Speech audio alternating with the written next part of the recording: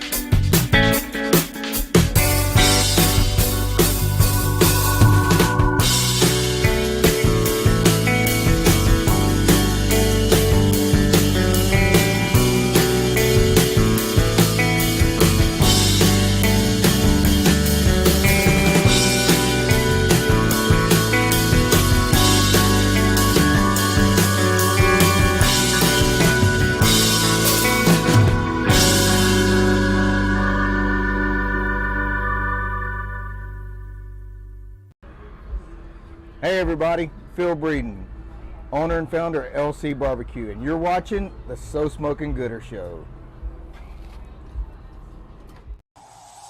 Hey barbecue lovers, I'm Arnie Tix, and you're listening to the So Smokin Gooder Show. Let's talk barbecue and have some fun.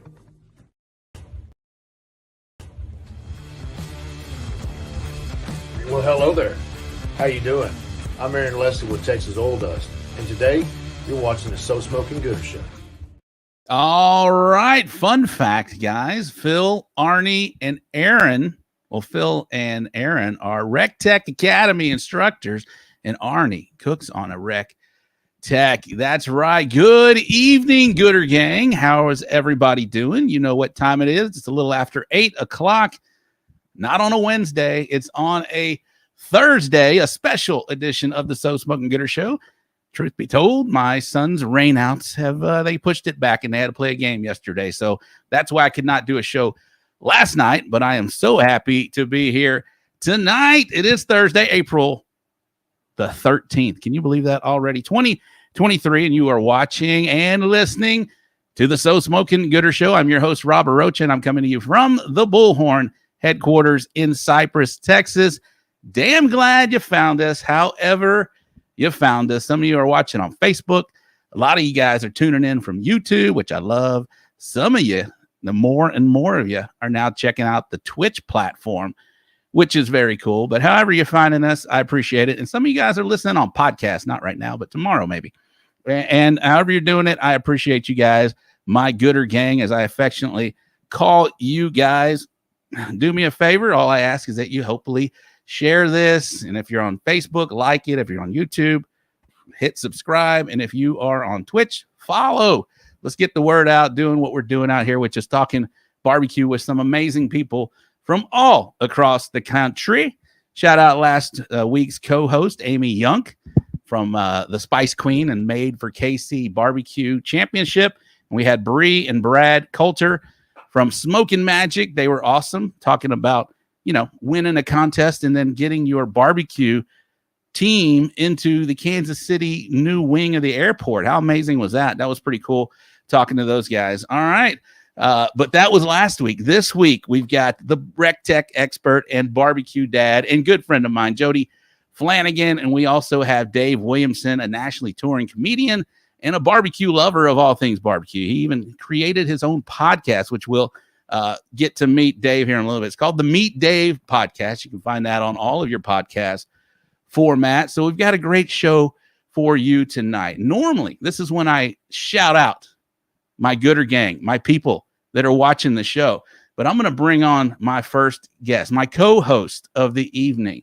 Jody, are you ready? Give me a thumbs up if you're there and you can hear me. All right, he's ready.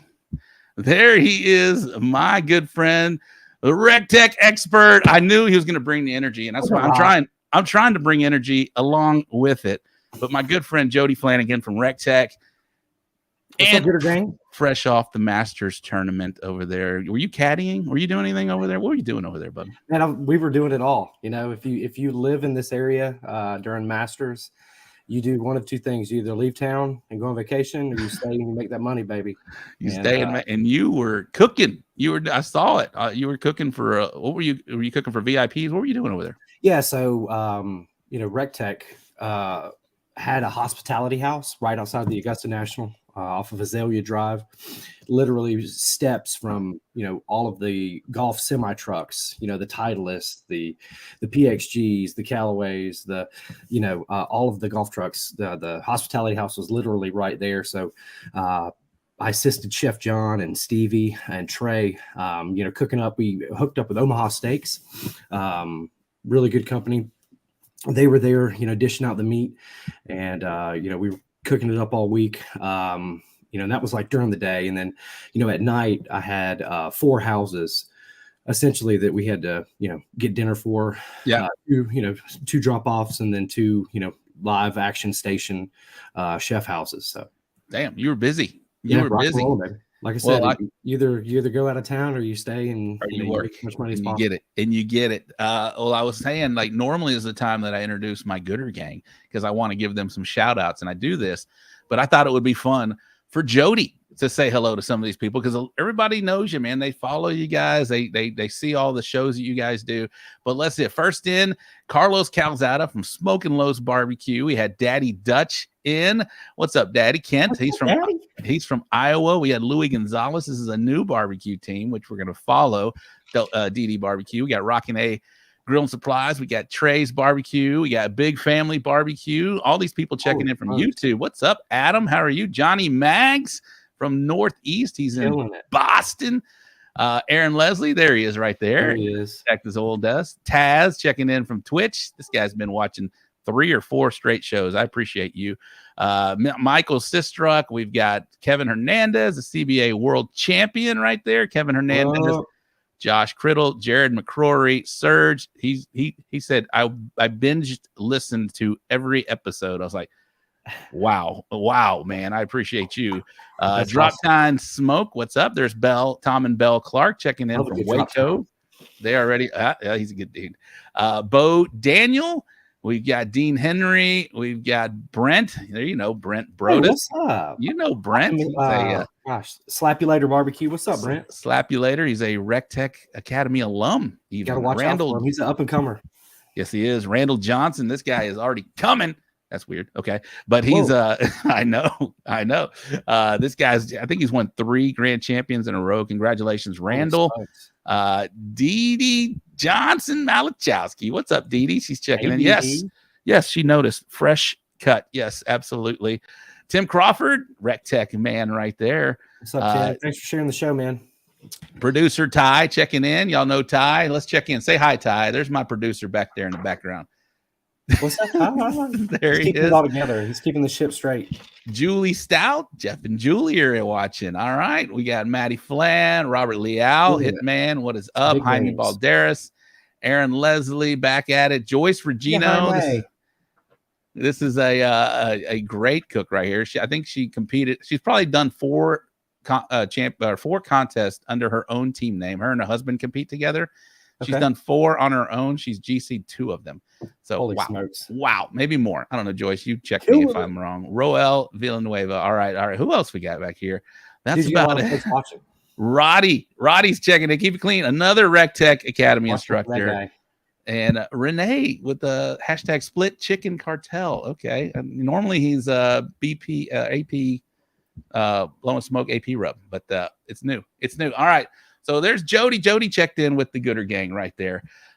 Jody, how are things, man? How are things over at Recteq? I know I heard you talk this story before, and I know a lot of these guys have not. Oh, I didn't see Wes. Wes checking in. What's up, Wes? How are you, buddy?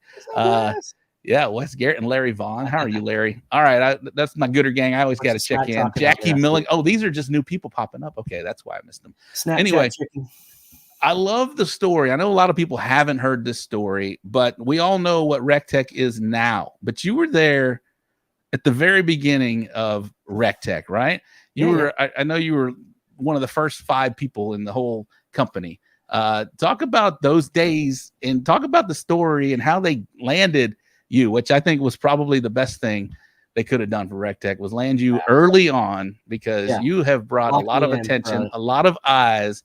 And it's fun to watch you, man. And it's fun just feeling off the energy and getting the knowledge that you guys, and you're learning as you're going, which I know, and just doing this. And now you got all these people from all over the country, all over the world, checking in and seeing, this BBQ Dad Jody guy just tearing it up online. And I love it. But I think that was one of their best things they ever did, was land you early on. How did that happen? Well, thank you for all the kind words, Rob. Yeah, you know it. If it weren't for Recteq, I probably wouldn't have discovered, being behind the camera and, interacting with folks online and hitting up social media so hard. But, I don't even know what I would be doing right now if it wasn't for Recteq. But before, I get to the Recteq story, a little bit about myself. I've been in the food and beverage industry for, going on 20 years, now with Recteq, I consider it, a food and beverage industry as well. So for sure, but I opened restaurants, closed restaurants, ever since college. I worked every job, from washing dishes, to being, the head cook, to being the head server, to being the bartender, to being the manager. So, I literally worked everything from the F&B, perspective, and it was getting kind of tiring. And I was running a pizza place, and Ben, our general manager at the time, I had worked with previously, at other bar gigs here in Augusta. And, him and his wife would come in. I still remember, he would get, whatever IPA was on special, and he would get a slice of mushroom. and that was 10 years ago. But he would come in, and it would be him and his wife, and he would say, "Hey, man, I'm working for this great company. It's really up and coming, and I really need somebody kind of like myself, to come in and work it with me." And I was like, okay, so tell me more about it. What is it? And he said, "Well, it's a grill company here in Augusta." And I looked at him and I said, "A grill company here in Augusta?" And I'd never heard, of Recteq, or, to be quite honest, I'd never heard of a pellet grill. And he said, Recteq grills, it was called Recteq Grills at the time. And I said, Recteq Grills. And I said, Recteq Grills. And he was like, yeah, it's a pellet grill company. I was like, a pellet grill company? Man, it'll never work, Ben. I gotta get, I gotta know I'm making money. I'm married, Yeah. And he came in, every Thursday, I think it was, he would get the IPA and a slice of mushroom. His wife would come in and he would ask me the same question. "Hey, you want to come in for an interview?" So finally, I guess I had gotten fed up, and I looked up and down the bar after he asked the question. I said, "You know what? I'll take that interview. Can I take it on Monday?" He was like, "Sure, perfect. This is great. This is perfect timing. We've just moved, we're getting ready. We're getting geared up. This is when we need you." So I was like, "Perfect. Heck, I'm about to fit in. This is gonna be great." So I get to Recteq, on that Monday. I show up, 15 minutes early. I walk in, and it's empty. There's no furniture anywhere, nobody to be seen. I'm like, hello. And I walk down the hall, and Ben is on the floor, on his computer, on the phone, taking an order. I walk around the corner. Harry, our shipping guy, he was on the floor, taping stuff up, getting ready to ship it, trying to set up his computer. And I'm like, oh, great. Ben was like, just wait, Ray will be here. Come to the time that the interview was, had gone by, about 5 minutes later, Ray kicks the door in, he looks around, and he was like, "I guess I'm interviewing you. Let's go." So, and if you know Ray, I can hear his voice. That was hilarious, because I was literally the only one there. So I get in his office. In his office, he's got pictures of his kids up, his wife up, he's got a desk, a table, a computer, looked like he had been working. So I was like, perfect. Okay, great. We're going somewhere. He closed the door, and it was probably a minute and a half. I was like begging in my mind. I was begging him to work for Recteq. He had such passion for the business. He knew, and a little bit about Ray, he is a salesman. He sold vacuums door to door. And he was one of the best, door to door vacuum salesmen in the Southeast. He's got a couple, you talk about Ray, the vacuum salesmen are like, "Oh yeah, that guy sold a bunch of vacuums this one year." And he's just a salesman. So, when he got me in there, he I was drinking the Kool-Aid 2 minutes later, man. And then I went home. I went on the internet. I studied the website. They had just made the website.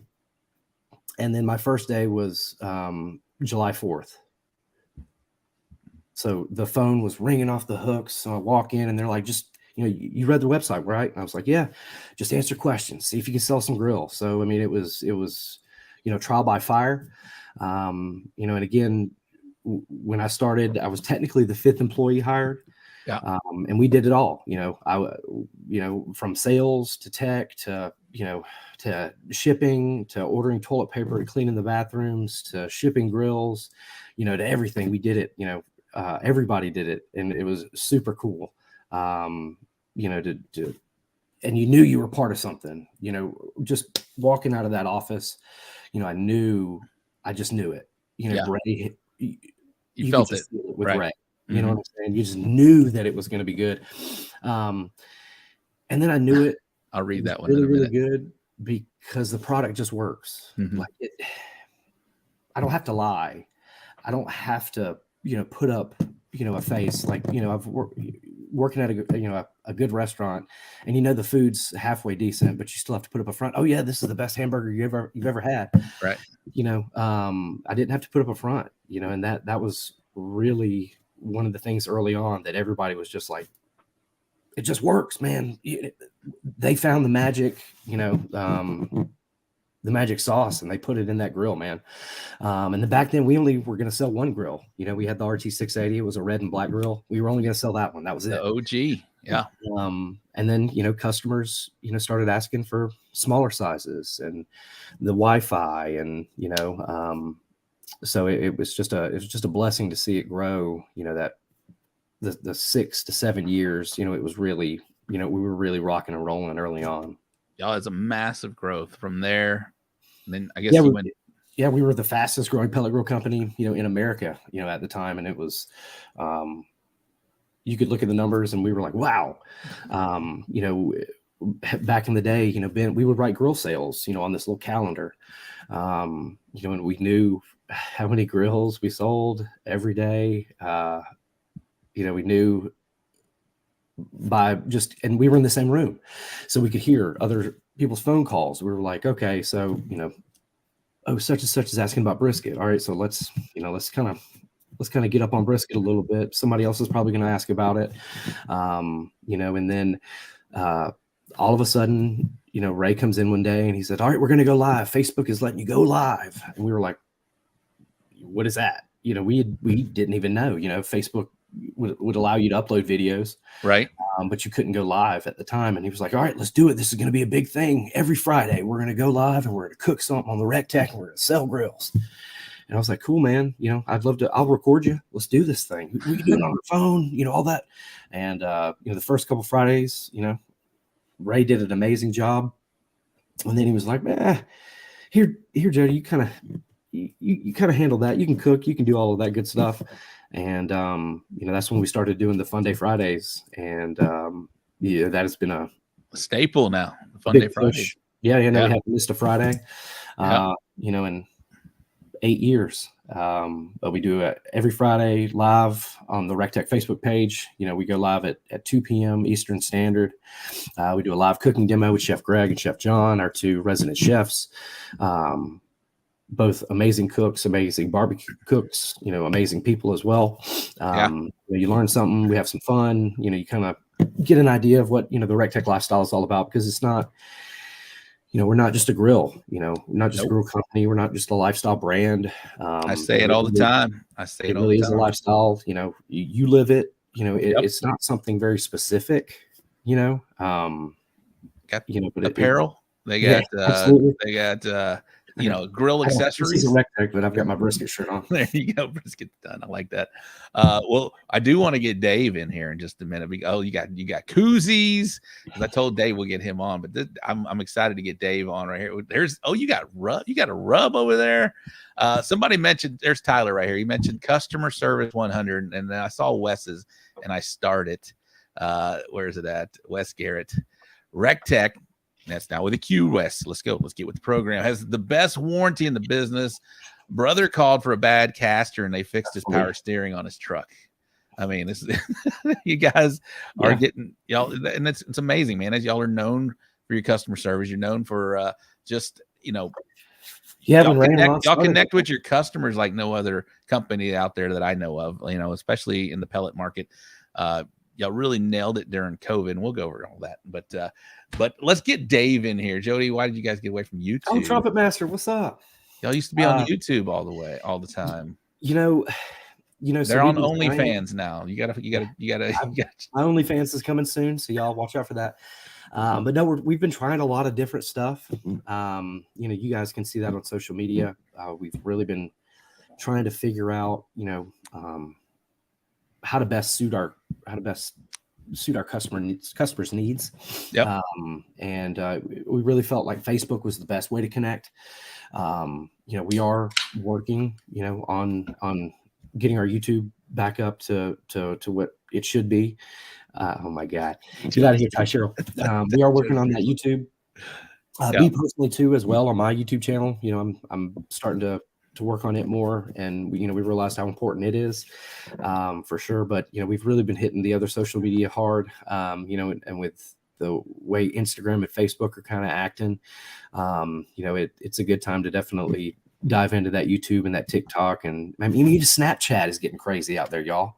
Really? All right. Yeah, there's a lot of stuff going on Snapchat as well. I mean, it's not just the young kids thing anymore. You know, I really like Snapchat because you can pull up the map and you can see like where people are at and where they're posting at. So like you can go to like a sporting event and see like the map and click on it, and it's a lot of feed from like that sporting event. So that's that's the aspect I like about Snapchat. But I don't know about old Snapchat, but let's get Dave in here.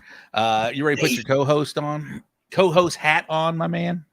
Man, I don't know. He's crazy. I don't know if the Gooder gang is ready for Dave. I think we're ready for Dave. I hear about the libation station. Is that a myth? No, it's not. No. Not a myth. It's part of the lifestyle. You know, we do have a bar.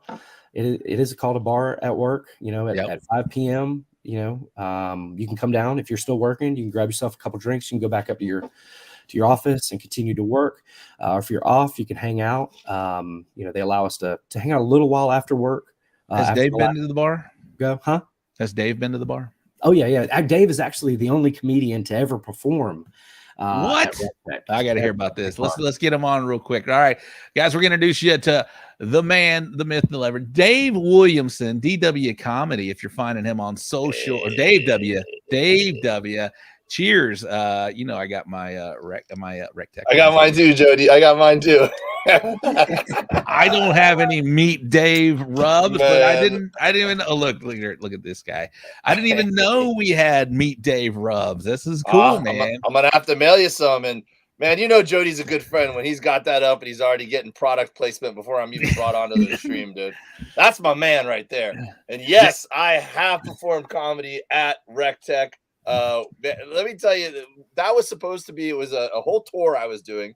And we were going to do an event for the Recteq community, right, where people could come because they do movie nights and they do parties and whatever. And then at one point, Jody calls me and he goes, "Hey, man, you want to just do it for the employees and then we can make it like a Recteq party and we could really get loose?" I'm like, sold. So we did the party. It was just for the Recteq employees and their family and friends. And then, it was me. And then Jody came up and did a Q&A with me. And we also had a special guest hanging out that whole weekend, right, Jody? Yep. NFL Hall of Famer, Warren Sapp. Warren Sapp showed up and hung out the whole weekend, and we did a bunch of live streams and played golf, and we hung out at that bar. The libation station is real. I have the scars to prove it. Dave, please introduce yourself. Tell everybody who you are, what you do. I mean, I don't want to like hype you up and because I know we got the hype man here. Jody's my hype man. Hey. He's probably your hype man. Rob. He's everybody's hype man right there. But Dave, please introduce yourself again. You're talking to a bunch of competition barbecue cooks. Not only that, we got people from all over watching, but mainly there are a lot of Texas teams out here that are watching this show that love barbecue and want to hear about some of your travels and what you're seeing out there in the barbecue world, man. Introduce yourself, my man. Well, Rob, while Jody is very good at hyping things, I'd say that nobody hypes me better than me. So I will gladly take your invitation. Let's go, baby. Guys, let's go. Let's welcome our guest. First and foremost, professional stand-up comedian Dave Williamson tours the country performing his own shows. And I'm very careful. Sold out shows. Sold out. Well, the sold out shows are when I'm opening up for more famous people, but I'm working on selling my shows out. Things are going the right direction. All right. But I'm careful not to call myself an expert by any means because I have such respect for people like the two of you and for the many people who watch the show who really devote their lives and their blood, sweat, tears to the competition and just the barbecue industry in general. But I will say you will not find a bigger barbecue enthusiast than me. And so I've just the past 6 or 7 years gotten addicted to learning how to smoke meat, learning the barbecue ways, and also just making tons of awesome friends in the barbecue community. So, I'm all in. And so much so that I started a podcast called the Meet Dave Podcast, MEAT Dave, which was just a scam so that when I went and did comedy shows on the road, I had an excuse to call up the local barbecue restaurant because I did that anyways. I've been doing that for 20 years since I started comedy. When I go to a town, I love eating barbecue so much. I would Google like what's the best barbecue restaurant in town, and I'd see which one I could get to. So now that I started this podcast, I would just hit them up ahead of time and go, hey man, can I interview your pitmaster? Or can I interview your owner or whatever? And the comedy industry, when we do podcasts and we ask other comedians to do podcasts, a lot of comics are kind of jaded about doing, because they've done 1,000 podcasts and they get asked all the time. A lot of the people, especially when I started this 6 or 7 years ago, a lot of the pitmasters and restaurant owners and competition guys and butcher shop owners and just people who I was asking to be on the podcast, they were flattered that I was asking them to be on the podcast. They're like, I'll love to talk barbecue for an hour with you. So I'd go down and I'd be on the road somewhere. I'd sit down for an hour. I'd record it. I'd ask all the questions I just wanted to ask to get better at barbecue myself for the most part. And then I'd throw it up as a podcast episode, and people really dug it. And I found out when I started going to comedy clubs, instead of getting the cliche questions from other comics, even where they're like, you going up tonight? You've been on the road lately? How are things going? The only thing anyone wanted to talk to me about when I go to the comedy store or to the improv is they go, yo, dude, I saw you cook some ribs last week. How do you do that? How long do those cook for? And blah, blah, blah. And so I'm like, hey man, if people want to hear me talk about barbecue, I got no problem talking about barbecue. I'll do it all day. I love it. You just had me scratch off 3 of my questions for a comedy comedian right here. It's like, you go up all the time. Those are done. Those are done. But man, it's really cool that you have taken this love of barbecue and comedy and kind of melded them together. You actually did a tour, man. For those that don't know, I do a little research for this show, and I got to listen to a few of his a few of your podcasts. Somebody binged ours, and I got to binge a few of yours, and I got to learn that you did a full, like during, right after COVID or so, you went and did a barbecue tour where you would do comedy shows at barbecue restaurants. Talk about how that idea came about and how did that go, man? And are you still doing that? Bought a trailer for it. Yeah. Yeah. With his face on it. Well, I put my face on it. It wasn't already on there when I bought it. That would be incredible. That'd have been weird, right? Yeah. Yeah, man. Fun fact: Dave actually put a picture of a grill that hadn't even come out yet. Oh yeah. Somebody had sent him from Recteq, and I saw it, and I was like, "Oh my!" Because he pulled into Recteq with that trailer, and I was like, "Oh my god!" Only like 4 or 5 of us knew. I knew immediately, but yeah, that was, oh my god! And he was driving around the country with that thing. Oh, you know what? So every now and then I get very lucky, and my friends at Recteq, hook me up with a product to beta test or to use, and they just say, hey man, we just ask you don't put it on social media until we're ready to make this public, right? Right. We don't want it to leak, and so I've always been very careful about it. And then I didn't think about how I shouldn't put it on the back of my trailer though, and put it across. And luckily there was no Recteq logos on it, so that it was kind of into. But I did have one person hit me up and go, "How'd you get that second rack in your 1250?" And I hit up Jody. I hit up Jody and I go, "Oh shit!" I go, "Jody, Jody goes, Tell him that someone made it for you. Tell him that it's like a cut." So I hit the guy back. I'm like, oh yeah, I got a buddy who just custom makes them. Custom, baby. Yeah. Custom. We had to keep it under wraps, man. We didn't want to let the cat out the bag, Ooh. So yeah, that tour was a blast. So what happened was I was very lucky during the pandemic. I was one of the few comics who actually got to do a good bit of touring and also do a very safe touring during the pandemic, because I was opening up for Bert Kreischer, who's a real well-known comic these days. And he figured out a way to go do drive-in movie theaters. So we got in the tour bus. So we went for months at a time, and we did a ton of touring at drive-in movie theaters during the pandemic. Well, as things started to open up and barbecue restaurants were opening back up and comedy clubs were opening back up, I really wanted to go work the road, and I wanted to work my hour, and I wanted to get back out there, right, doing my own dates. But comedy clubs were so competitive because every comic in the world had the same idea, And even the big comics who didn't really work comedy clubs that much, they were all working theaters and stuff. They were coming back and doing weekends at comedy clubs because they were knocking the rust off, after the pandemic. So I was like, man, I don't want to just do like one weekend every 2 months. I want to do a ton of sets. So I started thinking about it and I go, well, I have a fan base in the barbecue world now. I have a bunch of buddies in the barbecue world that have venues, and people had asked me for years, like, oh, you should come do a show at our barbecue restaurant. And yes, I was Johnny Mags. Yes. This is Bert's Dave. Yes. Sounds like we're going steady. Yeah. This is his Dave. Yes, this is his Dave. So yeah, look here. There's the big guy right there. Oh, there he is, shirtless. Yeah. And then there's me right there. There's me right there. So I was like, man, I go, this might be that's one of my old bits. Yeah. So I started hitting up some people, like, I hit up Jody, and I hit up Andy Husbands, who owns the barbecue shop up in Boston, and John Lewis up in Carolina, and just all these guys I knew, and they were like, yeah, we're in. That sounds awesome. Because a couple of years earlier, whenever someone said, hey, you should come do a comedy show at the barbecue restaurant, I'm like, that's not gonna really work. I'm like, I'll just go to the comedy club and I'll come hang out with you at the barbecue. But then we just got done doing shows at drive-in movie theaters. So I was like, why wouldn't it work at barbecue restaurants? Like, there's no rules anymore. So I put together this whole tour. Before I knew it, I had 2 months of dates put together, and I bought the travel trailer, and I threw my picture up on the side of it. And I had 2 fans who became friends, who were a boyfriend, girlfriend that were about to graduate from film school. And I was like, do you guys have a job yet? They go, no. I was like, you guys want to go on an adventure and travel around the country in a tin can with me? And they were like, let's go.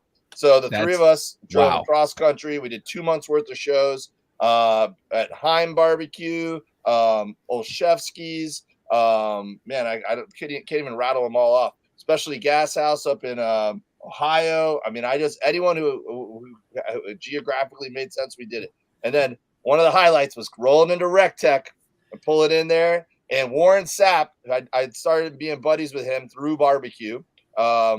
He'd call me, every morning and be like, hey, I'm about to put some chicken on the Recteq. What should I cook it at? And whatever, So he calls me up out of the blue when I search, and he goes, where are you at? And I go, I'm driving through West Texas. And he goes, what are you doing? I go, I'm doing a barbecue tour. I'm going across the country. I'm doing comedy and barbecue restaurants. He goes, well, where are you coming near me? And I said, oh, I'm not going to make it to Florida this trip. And he said, motherfucker, did I say Florida? I said, where are you coming near me? I'm retired. I can go anywhere. Oh, and I said, well, I go Recteq in Augusta. He goes, I love Recteq. I'll meet you there. And I pull into the parking lot in my trailer, and Jody had already been having drinks with Warren for like 3 or 4 hours. And then I bet they were toasty. We hung out all weekend, man. It was the best weekend. It was so fun, man. We ended up staying 2 nights longer than we were supposed to. They were throwing a party for Rob's wife, and we hung out and played golf an extra day. They couldn't get rid of us. We were squatting. Nice. Yeah, they showed up to Ray's anniversary party. No, Beth's birthday party. Yeah, it was her birthday party. We went and played golf at the second best golf course in Augusta. We smoked some of the best cigars, drank some of the best beer that weekend. But yeah. And again, Warren and Dave were so awesome. They let us, they were on Fun Day Friday with us. They let us, we recorded a bunch of stuff for social. It was awesome. Y'all were all over social that week. And I was like so jealous. I was like, oh my God, I want to go there. They're wearing, I have that same shirt that y'all have, Dave, the NASCAR shirt. Yeah, that's the best. I almost wore it tonight. I almost called all 3 of y'all and said, let's wear our NASCAR shirts. Oh, I should have thought about it. But I have that shirt, and I was watching the whole thing. I was like, man, I want to meet Warren Sapp. This Dave guy looks fucking amazing. Let's go. But I'm sitting in my office in my cubicle just hating life at that point. But man, it was cool to watch all the fun that you guys were having. And right then and there, I was like, man, this guy's cool. How do I meet this guy? And so I started following some of your stuff, man. And you're awesome, dude. You're amazing. You're a great comic. And then to put this into what, our world, it's kind of cool to see somebody like that. You are successful. You're doing these amazing venues out there. I do have a question though. I know I have a friend that is a comic, and he's told me the grind that you guys go through to just get noticed, man. Just these open mic type things that you have to go back and just keep grinding and grinding and grinding. Did you ever imagine doing some of those venues like you just had behind you, or that you have behind you? Just and is that, you know, expectation versus reality? Does it match up, or just remembering those, you know, open mics to just opening for, you know, thousands of people? Yeah, man, it's crazy when you think back to you know, when it was just a pipe dream to get to do that. I mean, you know, my situation lately with just being lucky enough to you know, go and do so many of these cool venues with Bert, like Red Rocks and the basketball arenas that we're doing, the NBA arenas, and the Greek here in LA. And you know, I'm just super lucky that a dude like Bert wanted to take me along for the ride on those. But man, I can't believe it. Even when I go work a comedy club these days, and people are willing to sell or buy tickets to see me. And I was in Calgary last weekend, and I sold out you know, the weekend shows, and it was, you start feeling it where it's like people aren't coming just because they got free tickets in their email, like, you know, where they're like, oh, we're excited to see this guy. And I'll tell you what, man, the barbecue community has been a big part of that, man. The barbecue, they go, oh, this is one of us. We're bringing, instead of just being like, oh, I kind of like this guy, we're gonna go see him. They go, oh, this is a barbecue dude. We're bringing 20 of our friends to see him. Awesome, dude. That's like, amazing. Yes. Right. I would love to, when you come back to Houston, I'm sure you've probably been here. I'm sure. Yeah. I love Houston, man. There was this comedy club. It's not around anymore, but there was this one comedy club that was a really fun club, but it didn't pay super well. But I took a gig there every year just so I could go to Killen's barbecue before anyone knew that. Well, like, you know, before Killen's was like a nationally known place. Yeah. I just happened to stumble on it, and I would fly into. Normally, you don't need a car. Oh, excuse me. Woo, beer. You don't need beer. Let's go. You don't need a car when you you know, go somewhere, because they pick you up from the club and whatever. But I would rent a car when I'd go to Houston just so I could drive out to Pearland, where Killen's is, and I'm telling you, I would lose money on that weekend every year just so I could go and eat Killen's once a year. And then I'd come home to LA, and there was nothing like that in LA. And Right. especially then, there's some better places now. But I was just like, I got so mad one time. I told my wife, I go, why does the barbecue fucking suck here, right? And then she's like, I don't know why you're surprised. Like, we go to this place by our house and you get mad every time. So finally I was like, I'm doing something about it. I'm learning how to do it myself. And I drove to Home Depot that day. And What's up, Greg? yeah, I went to Home Depot that day and got the cheapest smoker you could get, just like a little offset. And I didn't even know what to do. I bought wood chips, and I put wood chips on the drip tray and charcoal in the wood box. I didn't even know to do that yet. And just jacking. I thought you put the fire in the firebox, and then the wood was in with the food to give the flavor. And I was like, this isn't working. Jody, you got something for Dave? Yeah, thanks, Rob. You're taking. I know. I can see you. You're like, I've got several questions that I want to ask Dave that I haven't gotten to ask him in all my years of knowing him. Let's do it. But Dave, a lot of folks don't know out there that you are a water polo coach. Yeah. Okay. Being from Florida, is water polo a big sport out there in Florida, or how did you get caught up in into the whole water polo sport? Because where I'm from, here in Georgia, there is absolutely no water polo. Water polo is not like in South Carolina. I don't feel like either. So it's very foreign to me. Yeah, it's a fringe sport, is what we call it. It's a fringe sport. It's pretty big in Florida now. It wasn't when I was growing up. I was just fortunate enough to find it. So water sports, and I always claim that to be a natural waterman. I grew up wakeboarding and spearfishing and fishing, and I mean, if we could do it in the water, we were there, right? Like I was in a lake, pool, or the ocean every day of my life growing up, right? And so when I finally found water polo in high school, I had done everything. I had done wrestling, football, basketball, golf. I tried everything for at least a year or two. And then when I found water polo, I go, this is my jam. I go, I'm addicted to this. So I just I got passionate about it. And then I played at Auburn up in Alabama for college. They had a club team that was real organized and serious. So had a fun time doing that. And then while playing water polo at Auburn, just to tie it back to the barbecue, that's when I found this place right here. This is Byron's Smokehouse. And this place changed my life, dude. I ate lunch here at least every other day. And I didn't know barbecue could be that good.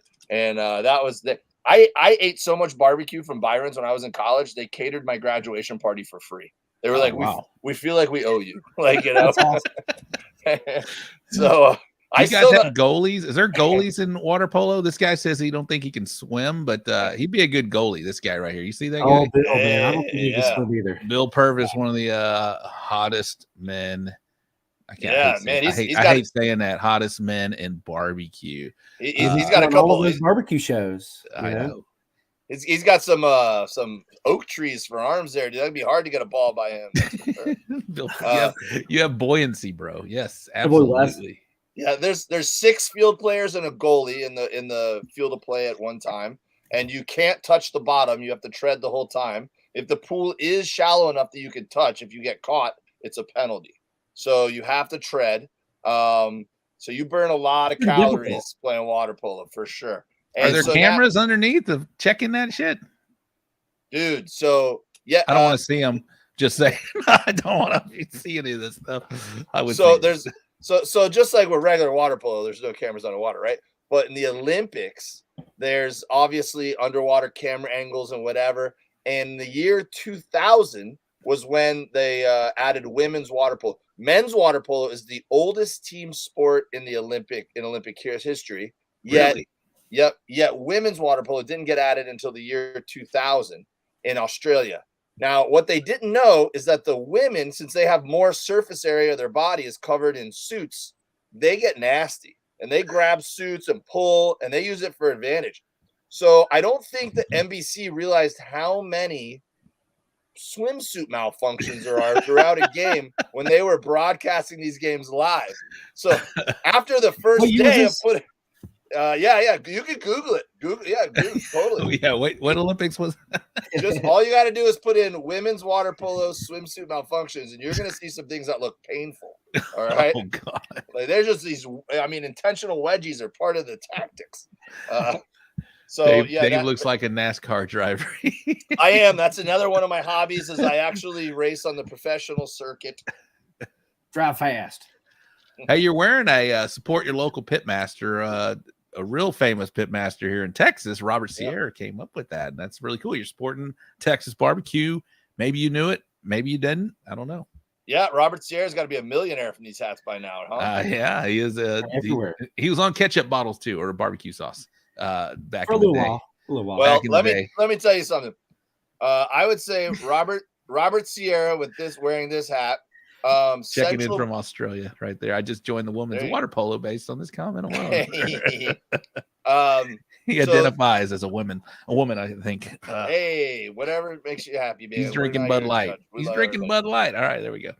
So the Central Barbecue has a hat that just says meat across it. So I rock that one a lot. Yep. And then I would say just as much as I've posted Recteq, I'd say those 3 products I've sold more of those 3 things for other people that I love.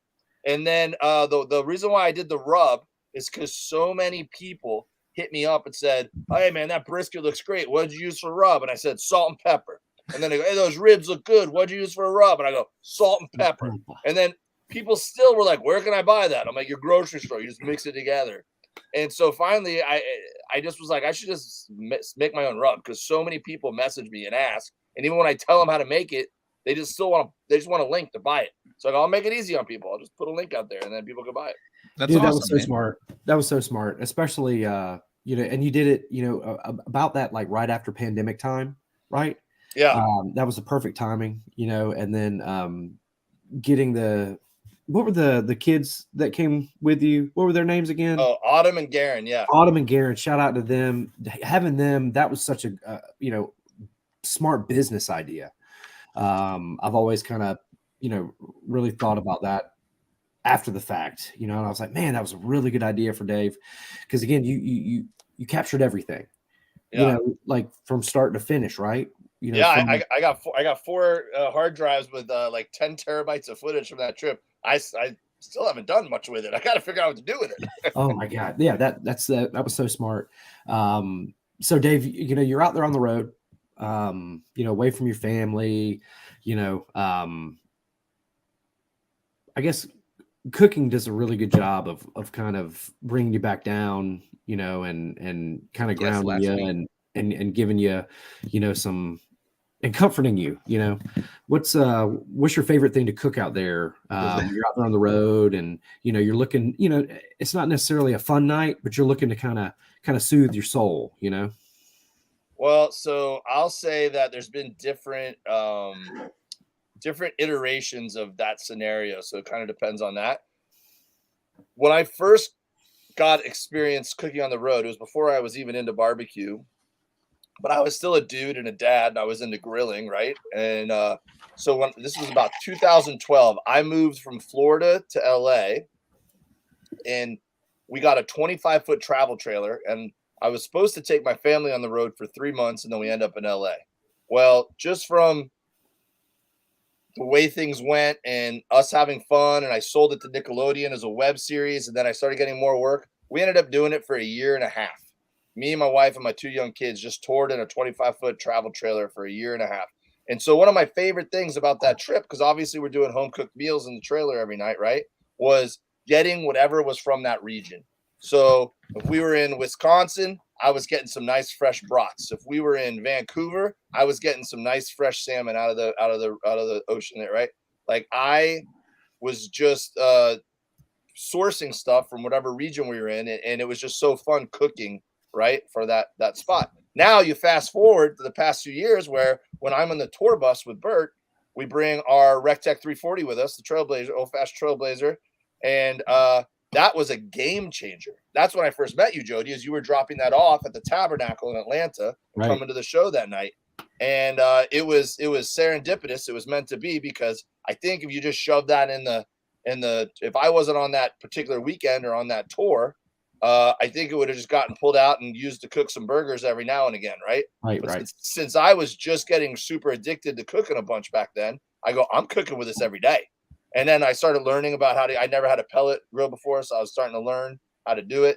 And so, I mean, we were doing pulled pork, we were doing briskets. I started sourcing Wagyu briskets and shit. And then the fans started learning that we were into it, so they were helping us. And people at butcher shops were dropping off beef ribs and whatever. But I would say my favorite thing to do is a brisket, because we don't always have the opportunity to be in the same place long enough to cook one.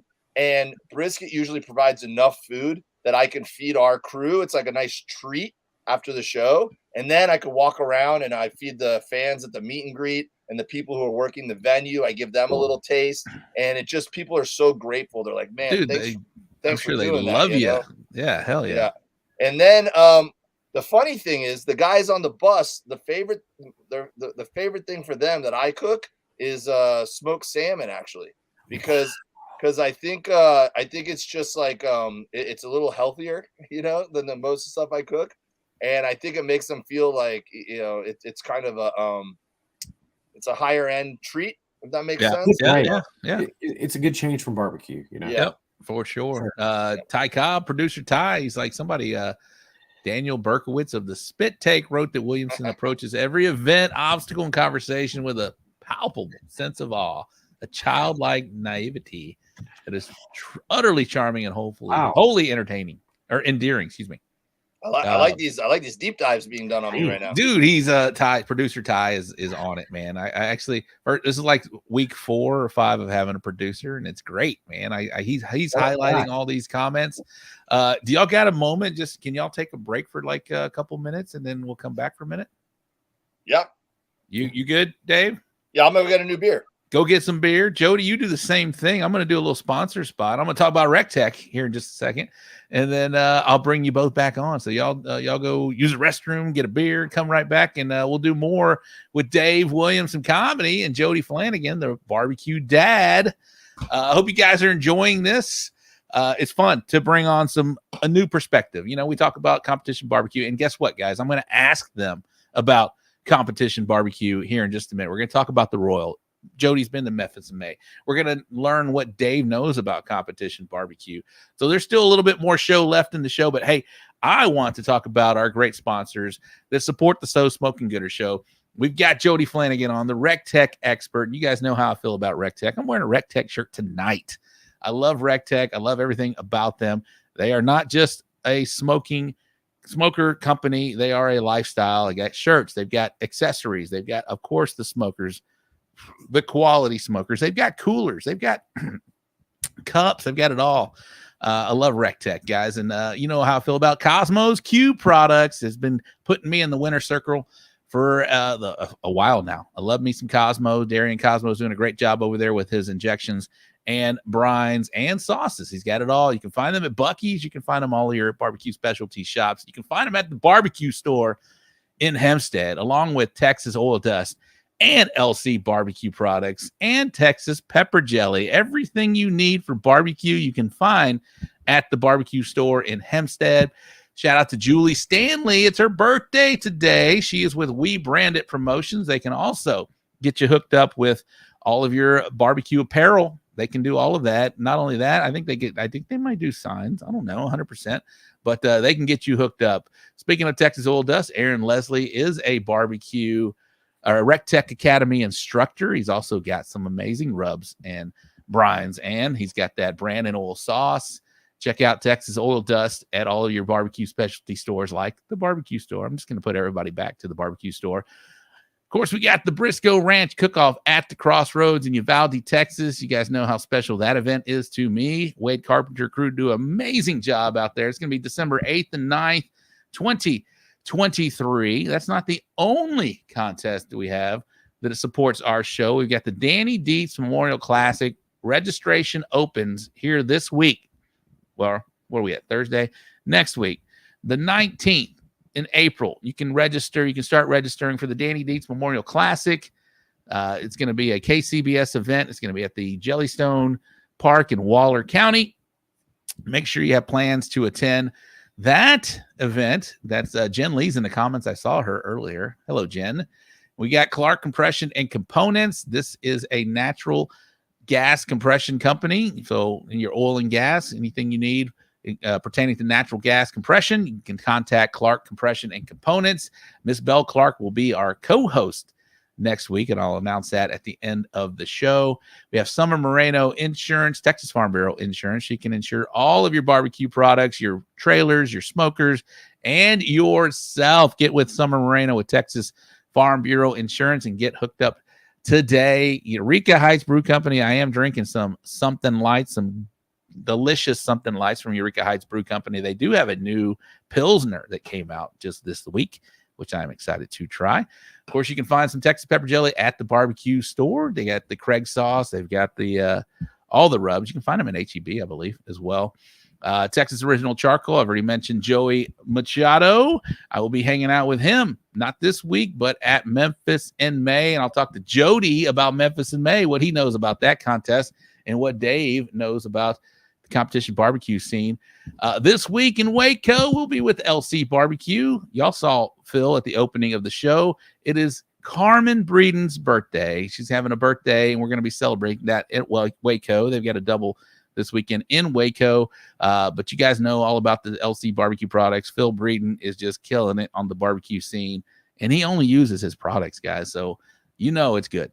Check out some LC barbecue product. You can find that at the barbecue store in Hempstead. And my Day 1 B1 bull printing wraps and graphics, Cheeto and Mary Mesquise. They can get you hooked up with wraps, banners, decals, whatever you need. That is bull printing, wraps, and graphics. Thank you, Ty, for putting that up. I appreciate you. And that is not only that, I got one more that is going to be our sponsor coming up in June, but they already started right now. That's Texas Chrome Heroes Foundation. You guys know how I feel about Texas Chrome Heroes Foundation. They need veterans, guys. They need some veterans that can take advantage of what they are offering, which is helping veterans overcome any obstacles they may have by learning the ropes of barbecue. So if you guys have anybody that you want to recommend, you can hit up Texas Chrome Heroes Foundation or texaschrome.org. You can fill out a simple form and recommend or, invite a veteran or first responder to get with the program or get in the program. And y'all know all about the program. They help veterans, first responders, emergency EMS, everybody through barbecue. They teach them the ropes, and they give them some Recteq to go home with. Man, Recteq is amazing. So y'all support TexasChrome.org. Check out if you have anybody in mind that you want to nominate or do that, Texas Chrome Barbecue. I think it's TexasChrome.org. Maybe you're right, TexasBarbecue.com. But anyway, hook up with that. So shout out to Joey Smith and Cassie Smith with Texas Chrome Heroes Foundation for that. All right. Hope them guys got a little break. Hope their guys are ready to get back on the show. We're going to bring Dave back right now. How are you, Dave? And we got Jody. Did y'all refill? Did y'all have a little break there? Boom. Oh, I Empty, love it. Full. Empty, full. So this is a local brewery here in Houston, Eureka Heights Brew Company. This is a great light beer, Jody. I'm bringing some when I come back in the fall. I'm coming in October. I don't know if you know that or not. I'm coming in October. We were talking about that the other day. Chef Greg was telling us that you were going to come back in October. Is Roddy coming with you as well? No, it's going to be Jeff and Julie again. Okay, very cool. Very cool. Jeff and Julie Stout. We will be back at the Recteq Academy. I love teaching everybody out there, man. It's great. I love being an instructor, and I appreciate you guys. What is the Recteq Academy, Rob? The Recteq Academy is an amazing weekend that people can come, people from all over. They can sign up and become a student in this thing. And they get to experience the bar. They get to experience Jody and Chef John and Chef Greg. They teach them, everything you want to know. It's like the longest and most hands-on cooking class in the nation. Rob, you've done other cooking classes. You've been to cooking classes. You've performed cooking classes. The hospitality and free food, free drinks. It's out of this world, isn't it? Yeah, and you get some amazing instruction from amazing barbecue people from across the country. I know that, I'm a part of it. Roddy's a part of it. Jaime, I think, was been in there. Aaron Leslie, Phil Breeden. You've got Jeff and Julie Stout, Mark Weatherall, Carrie Chastain. Yeah, champions, man. Ram Benitez, Roddy and Sarah. I can't name everybody, but that just shows you the amount of people that they have, the quality of people that they have out there. Man, it's a great time, man. It is Disneyland for adults is what I've heard it coined, and it rings true. You get there, you see there, Dave, you've been there. You got that huge, what is that, a bull out there? They got like 6 bulls out there. I know, but the big one that's sitting there with a tire pig in it, with the shades and all of that. And Jody, I want to come. You don't see just one mouse at Disney World, do you guys? You don't. Yeah, you can't just see one. You got them all. A lot of free drinks. I gotta say, it's an honor to cook and be one of those classes, and especially if you're asked to teach one of those classes at Recteq. But there's no greater honor, and this is very exclusive. I don't know how many people have been invited to do this. To put on a headset and answer a live customer service call up in the call center. Probably just you, bro. You heard that I got to do that? That's crazy. I'm assuming. How did that go? Well, Dave just took a call. He just took a call one day. We were up there. There's two people. There's 2 people to do that. It was you and Jody when he got hired at Recteq. Yeah, amazing. So we're up there.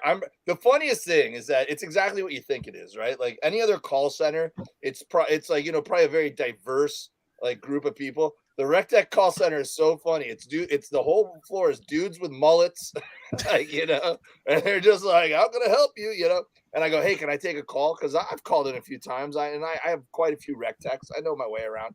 I've problem solved before, right? And I put it on, and the guy who called in, he had a which grill did he have, Jody? I don't know. I'd have to look at the video. You had the one that goes into riot mode. What's that one? Bullseye. The bullseye. He had the bullseye, which is like the only one I haven't had, by the way, right? And so he's going. It goes. And I go, "Hey, that's normal." And I look at the guys, and they go, "Yeah, that's normal." And I go, "Cool." So now the guy's on the call, and I'm just like, "Wait, more importantly, man, what are you cooking?"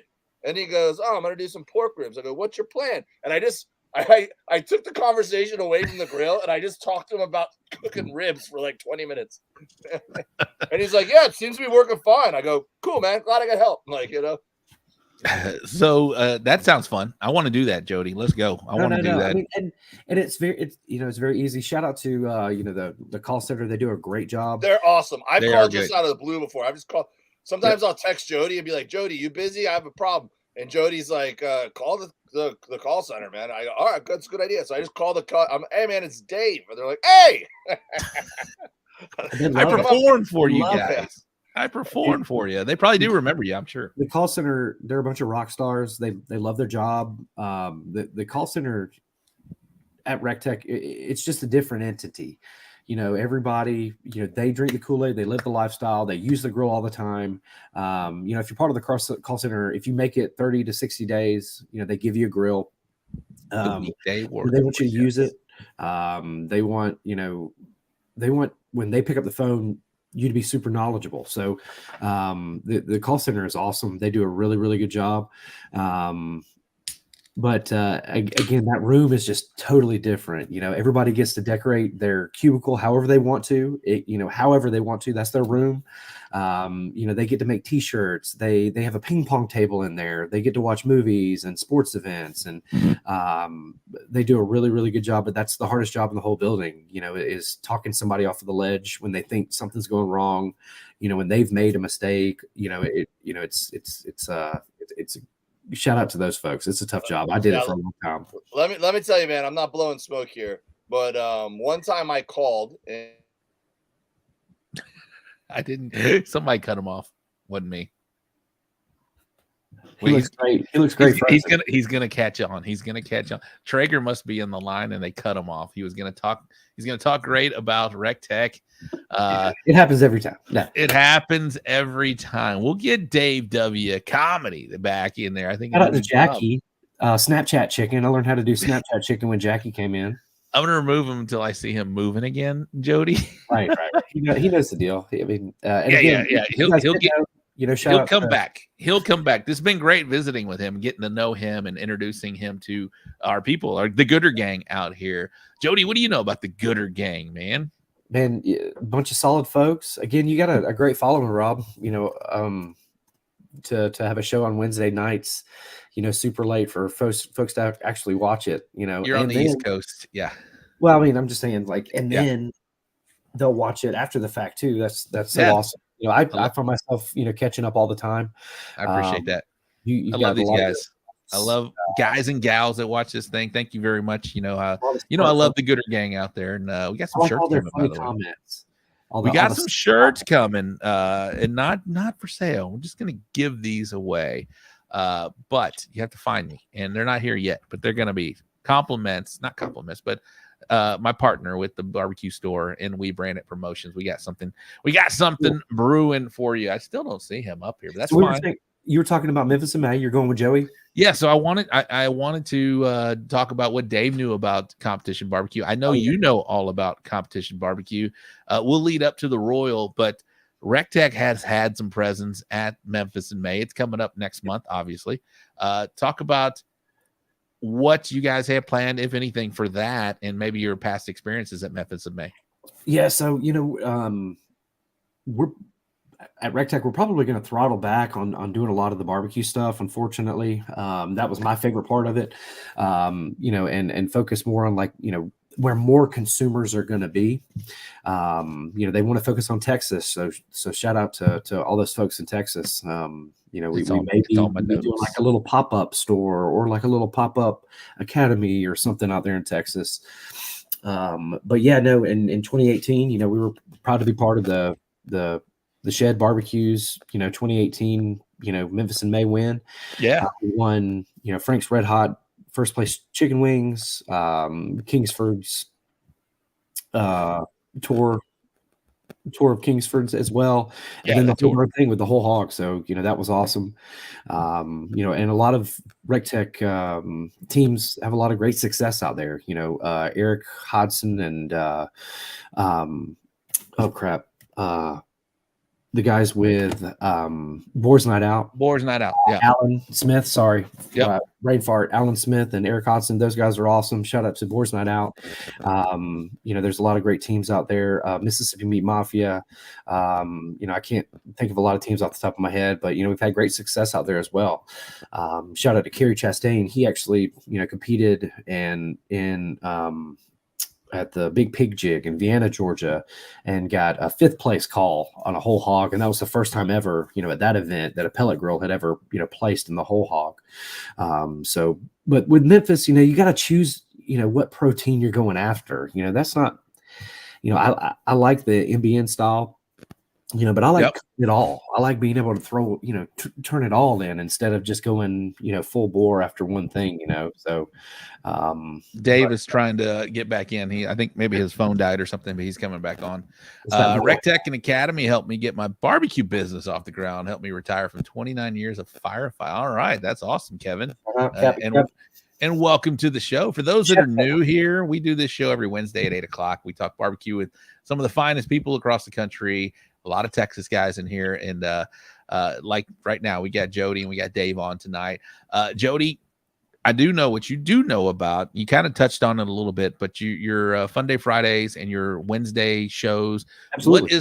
What is the plan now? How did that evolve from what you started on? You kind of touched on it a little bit to where it is now. I mean, back in the pandemic, I think you guys really pivoted so well doing you had a show, Greg had a show, Chef John had a late night munchie show, which I want that back, by the way. Please get that back. The dessert shows.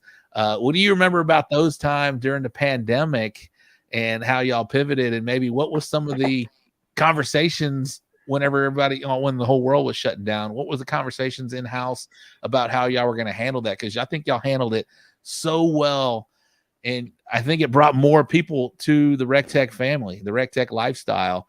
What do you remember about those days? Like, the meetings that y'all might have had, and then how y'all, executed that? Because, man, it was awesome. Being at home, I was working from home, and I got to see you at your house on your deck, which was amazing. Yeah, and I got to see Chef John at night, and Chef Greg did some things. I thought y'all handled that so well, and I thought it brought a lot of people more attention to the Recteq family. Yeah, no doubt. Welcome back, Dave. Yeah, Dave.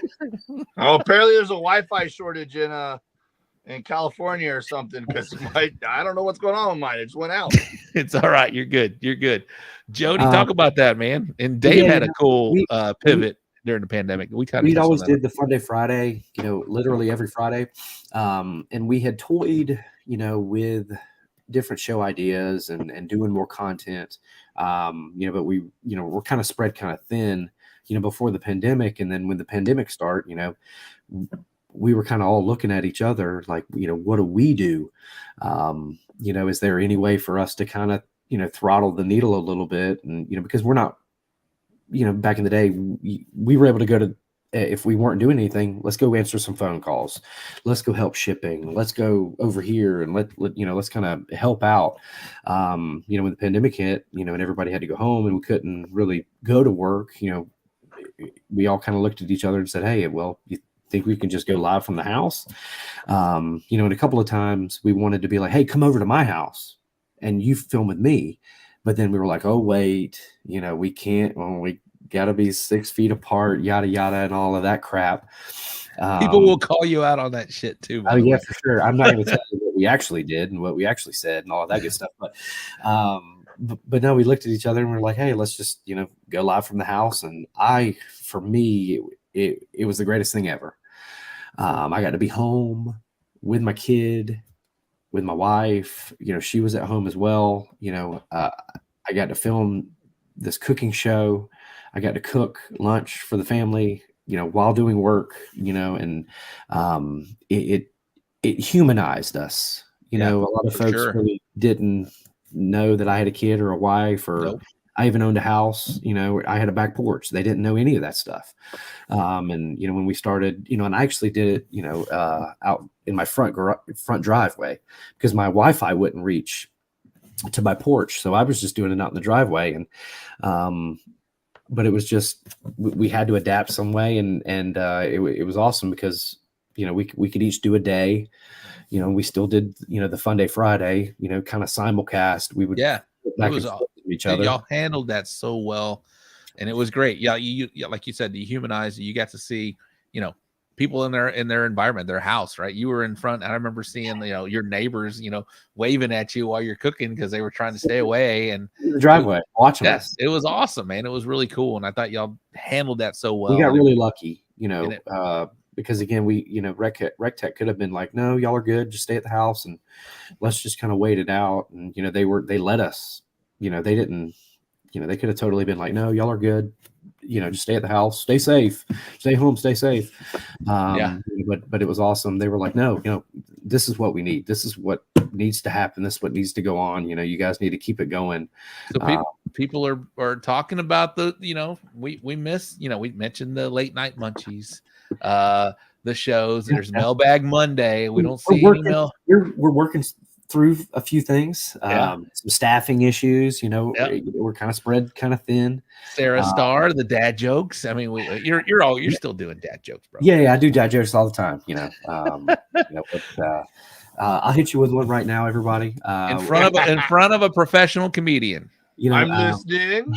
What do you call a fat chick with a rape whistle? God. That was more aggressive than I was expecting. Me too. Optimistic. That's my answer. She's optimistic. Okay. All right. Cheese and crackers, guys.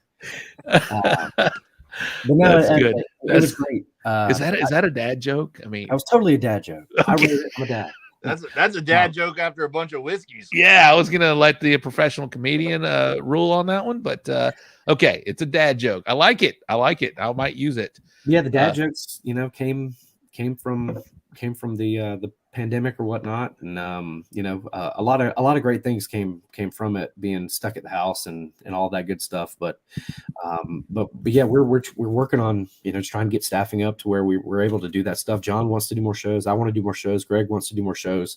You need any remote staffing? I'm sure Dave and I would volunteer for something like that. No, I mean, I'm going to need help. I'll fly in once a month. I'll fly in. Okay. I'm in.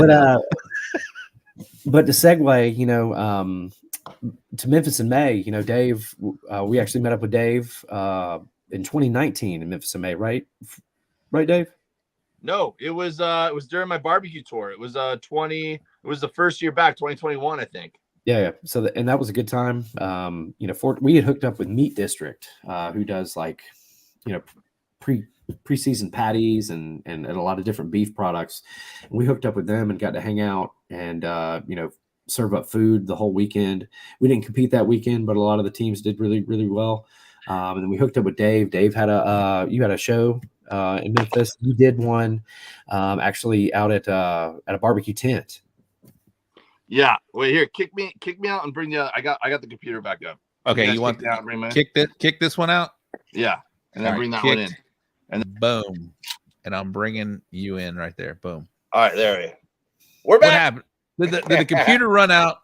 I don't know what happened. My phone was about to run out of battery, so I was about to be double screwed. You need to charge these things, man. You could never own a Tesla. Just saying. Yeah, that's a fact, dude. I'd be stranded somewhere. I can't go anywhere. My car's dead. So my battery's dead. Part of that barbecue tour I did, right, was I was going to perform at Central Barbecue in Memphis. And Craig Blondis, one of the owners there, said, "Hey, man, that's right around Memphis in May." He's like, "Do you want to just come to Memphis in May and perform there?" And I go, "That sounds awesome. I'd never been. I'd been to the Royal in Kansas City before, just because me and Bert happened to be doing a club there around that time. So we just popped in." You were there? Yeah, I just kind of popped in, and ate some food and met some of the guys. But this is years ago, right? But I never really properly spent a whole weekend at one of these big, festivals or competitions.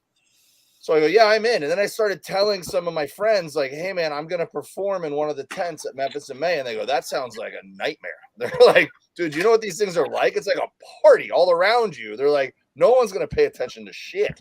And I was like, well, they're into it. And it'll be, if it's terrible, I'm filming the whole thing. It'll be good content. I'm like, so for me, it's a pass into the festival. Let's do it. Right. Win-win. So it was the most fun I had on that whole tour, other than the weekend I spent at Recteq, because we were in this tent, right? It was on the Thursday, and the river was right behind us, and then there was a party on this side and a party on that side with the music already playing. And then they go, all right, guys, you know, we set up this comedian to come, so he's going to perform for us. So we didn't know if it was going to work or not. And I started doing my jokes. And what happened was everyone that was walking by on the sidewalk stopped and started listening. And they all kind of crowded around. And then the people over here were looking over the fence at our party, and they asked the DJ if they could turn the music down because they wanted to listen. And the people on this side did the same thing. So I had people all around this. And so the guy goes, keep going. So I did like a full set. I did like 45 minutes. And then I pulled Craig up, and he gave a great interview. And it was so fun. So I've been thinking about it, man. I couldn't go last year because I had some road dates, but I don't have anything lined up this year during that. I don't know if it's too late to maybe make some phone calls. What if I was just a mercenary, Jody? What if I just like shotgunned it out there and said, anybody who wants me to perform at your tent, give me a time and a day to show up, and I'll just work for tips. I'll just work for. I think I can make enough to make the trip worthwhile, right? No doubt. So Dave, I don't know if you realize, you probably don't. It's our first time to meet, but Jody does. We are the 5-time. Hold on, I can't even talk right now. We're the 5-time. Would be 6. Would be no. I'm claiming the COVID year. So we are the 5-time. We're 4 back-to-back grand champion party of the year at the American Royal in Kansas City. We have a lot of people over there. And so what you're talking about, and Wes Garrett was early on. He was on 30 minutes ago. He made this comment, need to get Dave booked for the Royal. One more party, Rob. So you have plenty of time. It's in September or October, late September, I think it is this year. Jody will be there with Team Recteq. Jody, y'all are still going to be there, right? Yeah. We'll see. Oh, no. He's well, I'll put it this way. For years, people like, come cook on our team, come hang out, come party, whatever. And I was always like, no, I'd like to, but I can't. I'm working, whatever. I am now in the mindset since COVID, I will take all the invitations. I will cook on your team. I will perform in your tent. I will do content, whatever it takes. I want to come and be a part of all that. I just have to make it be work. Right. Oh, we'll make it be work. Yeah. If I could go make enough money to where I could show my wife, hey babe, look, I paid for the trip, and we didn't go under. It's not negative. We would. We got so many people in that booth that you would definitely pay for your trip with tips. And I know you'd kill it. It's a party of the year legend. Thank you, Tim. I appreciate you, brother. And I don't want to toot my own horn, but I haven't entered many contests, but I did win the El Segundo Dad Club's Meat Fest this year. Oh, nice! Very prestigious honor. It was. So there was a lot of pressure. It was a lot of pressure. People were like, dude, it's gonna look bad if you don't win. And I showed up and I realized I might have overdid it. I think I embarrassed everybody. So Dave, what was your first introduction into competition barbecue, and what was like your wow moment of like, oh my God, this is like a huge deal? Obviously you've been to some of these big events, but what was your first one? You remember your first competition that you just ventured in on? Well, probably it was years back when ironically, it happened to be a weekend I was with Bert, and he was just working the comedy club there in Kansas City. We weren't doing theaters yet or anything. And we were checking in to the hotel. And like I do every weekend for 20 years, I asked the lady at the front, which barbecue place would you recommend we go to this weekend? And she goes, oh, actually, there's a big competition called the Royal going on. And I look at Bert and I go, right. So then that night at the show, Thursday night, so here's my move. Normally when you're at a comedy club, you're in the same city Thursday through Sunday. Right. So at the Thursday night show, I usually on stage bring it up and go, hey guys, I'm a huge barbecue fan. I want to eat some good barbecue. Where should we go? And then everyone will yell out their opinion. It doesn't matter where you're at. Everyone's got opinions. And then somebody will come up to you after the show and be like, yo, this place or that place, or, right? So these guys came up to us and go, hey man, we're a cook team. We're cooking at the Royal this weekend. They're like, come out. So I go, we'll be there tomorrow. So we got up, me and Bert got up, we went down there, and we found where they were set up and partying and cooking, and they kind of gave us the lay of the land. And that was the first time I'd been to one of these real big, and I was All right, like, who do you remember who the team name is? And I hope you do. Fuck, I don't. Oh, and what year was this? I mean, this was probably 2017, 18, something like that. Damn, I was there. Yeah. I mean, I got some searching and figured out, but they That'd be were cool. they were a bunch of buddies. I don't think they were they were a bunch of buddies that got together every year just for that part. You know, they were there for the party. Yeah, There's a lot of that there. Yeah. But then going to Memphis in May, that was like immersive, right? So that was, I did the show, I had a blast. Then once I got that off my chest, I was like, oh, this is gonna be a great weekend, right? And then I knew Jody was there. Me and Jody are already buddies, so I went and hung out with him. He started introducing me to people. And then I found out as I started walking around, people knew me. I'm walking down the side, people are like, meet Dave, get in here. The Swinos, I'm walking by the Swinos, and they're like, get in here, meet Dave. And I'm got to do shots, and I'm going down. I'm saying hi to Mo. Mo's got a 20-foot inflatable. Yeah. And I'm going over. There was some awesome team names. I remember Pablo Escobarbecue made me laugh. And Snoutcast was a funny name. I mean, That's the best one. Yeah. Snoutcast. Pigletedly Incorrect is a good one. That's Wes's team name. There are a lot of good team names, especially at Memphis. And I think the wilder, the better. You know, they have a t-shirt contest over there at Memphis. Memphis is a whole different animal. You have to come to Houston too. They're all different. Like the Royal is fun, and it's only one night. Like Friday night is the party, and then Saturday it's like straight competition. It's like ghost town, except for the teams. The Houston contest is Thursday, or excuse me, pretty much Thursday, Friday, and Saturday. It is balls to the walls the whole time. The Memphis in May is Friday and Saturday is pretty much party. I've never been to the Jack. Jody, you been to the Jack yet? Huh? Dave, have you been to the Jack? No. I think that's pretty much a competition. Pretty low key. Let me throw this idea by you. Tell me if this would work. Let's workshop this, okay? All right, let's do.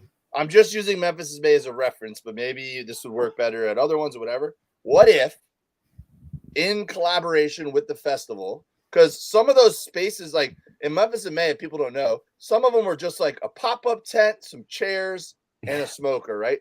Other ones were like, they got mad money behind them, and it's three-story buildings. 3 stories, a nightclub on the top, you know, like a disco, like it's like fire poles going down. Yeah. It's crazy. The temporary structures they can build are nuts, right?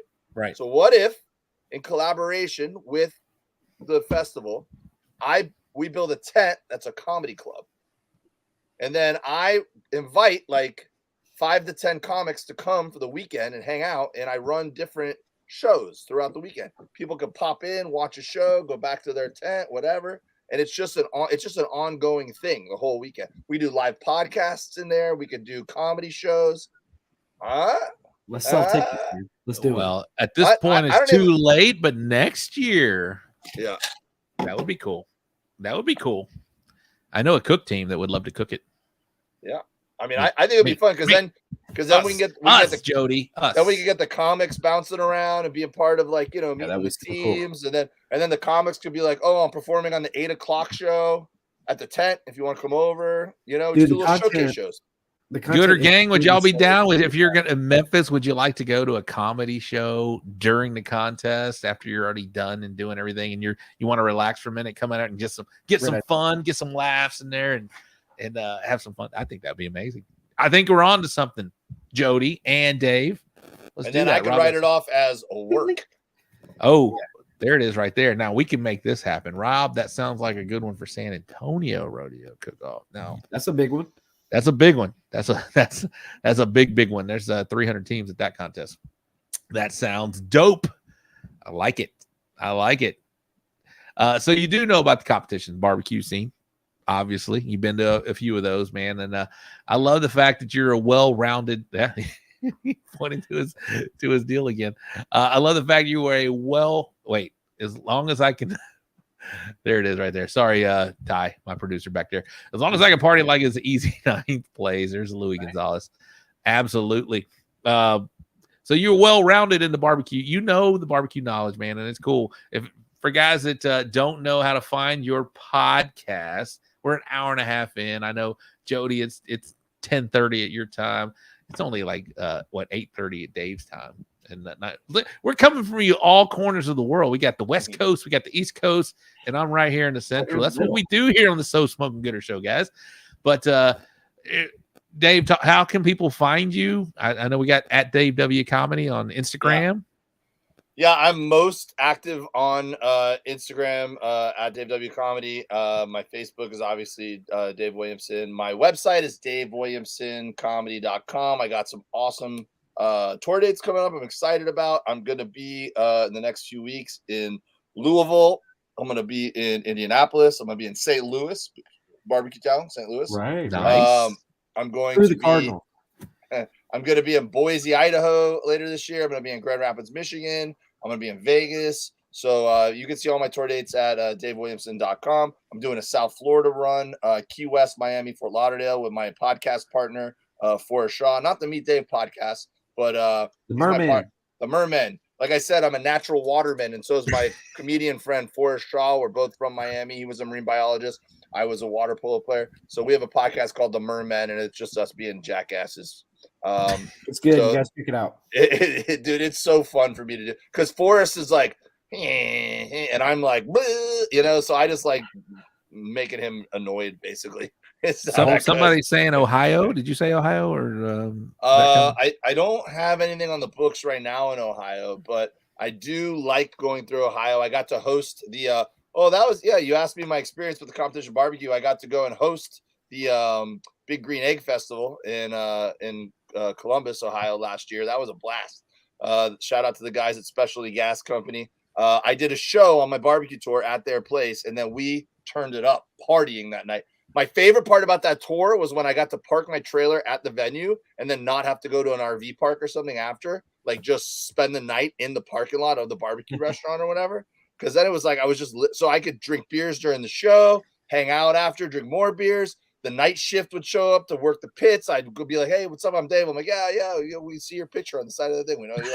And then I'd hang out till 4 a.m. with the night shift pit masters. At 8 o'clock in the morning, I come in. They're prepping sides in the kitchen of the barbecue restaurant. I'm brushing my teeth. I'm like, "Hey, man, it was a pleasure meeting you guys, man. I gotta hit the road." So I mean, it was so the guys, especially Gas House in Ohio. We had a night. Let's put it that way, right? Nice. We were hammered at 3 a.m. We were shooting commercials in their shop. Like I'm like, let's shoot commercials. And so anyways, they go, dude, we don't know what it looks like. We don't know what we need you to do. We just want to pay you to come to the Ohio Egg Festival and be a part of it. And I go, I'm there. So I got to host the whole thing and do content and help with my buddy Barbecue Buddha. We did some cooking demonstrations with some Steak River Farms steaks and I did a little set at the end while they were tallying the votes for the thing. So yeah. Point is, guys, I'm pandering for some work in the barbecue scene. I want to go to more festivals and more. Well, I was just gonna say, I can tell that just shoot you an email, right? And what's your email address? DaveWilliamsonComedy@gmail.com. And just to put a little button on it, right? You asked me about what it was like touring with the smokers, and I had them in the trailer and I had them in the tour bus or whatever. Well, the new iteration is when I fly somewhere and I work a comedy club, I can't bring my smoker with me, right?